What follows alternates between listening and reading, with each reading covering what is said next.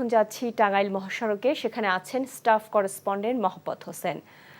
মহব্বত, ধীর গতিতে যানবাহন চলাচলের খবর আমরা জেনেছি ইতিমধ্যেই। তো ঢাকা টাঙ্গাইল মহাসড়কে যান চলাচলের কি খবর আপনার কাছে রয়েছে, আমাদের জানাবেন।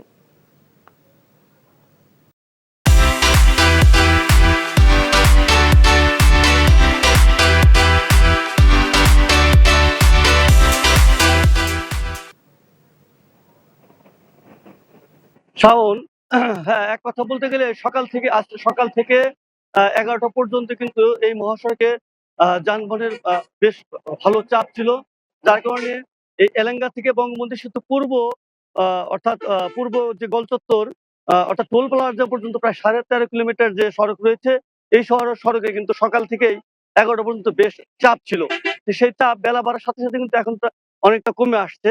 তো আমি পুলিশের সাথে কথা বলেছি, হাইওয়ে পুলিশের সাথে কথা বলেছি, বঙ্গবন্ধু পূর্ব থানা যে আছে সেই থানা পুলিশ কর্মকর্তার সাথে কথা বলেছি। তারা আমাকে জানিয়েছেন যে গত রাত থেকে গাড়ির চাপ অনেকটা বেশি ছিল এবং সড়কে কয়েকটি জায়গায় সড়ক দুর্ঘটনা ঘটেছিল, যার কারণে গাড়ি টানতে পারেনি এবং গাড়ি সরাতে দেরি হয়েছে, যার কারণে সকাল থেকে চাপটা ছিল। তো আমি আপনাকে আরেকটি কথা জানিয়ে রাখতে চাই যে আজ থেকে ছুটি কার্যকর হচ্ছে, সেক্ষেত্রে আহ ঘরে ফেরা মানুষের কিন্তু চাপ আজকে বেড়ে যাবে। সেই ক্ষেত্রে কিন্তু পুলিশেরও এবং সংশ্লিষ্টদের কিন্তু ব্যাপক প্রস্তুতি রয়েছে। বিশেষ করে এই 13 কিলোমিটার যে জায়গা সড়ক রয়েছে, এই সড়কের উপর নজর রয়েছে সকলের। এই সড়কটি যদি ঠিকভাবে